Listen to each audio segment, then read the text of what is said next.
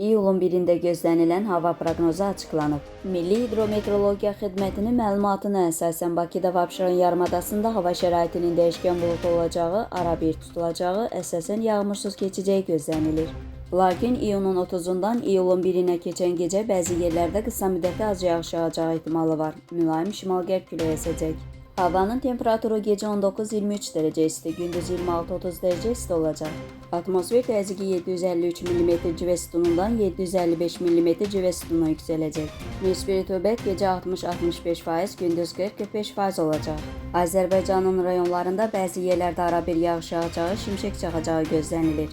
Ayrı-ayrı yerlərdə qısa müddətli leysan xarakterli olacağı, dolu düşəcəyi ehtimalı var. Gündüz əksər rayonlarda yağıntıda fasilə olacaq. Gecə və səhər bəzi yerlərdə duman olacaq. Mülayim qərb küləyi bəzi yerlərdə arabir güclənəcək. Havanın temperaturu gecə 18-21 dərəcə isti, gündüz 27-32 dərəcə isti.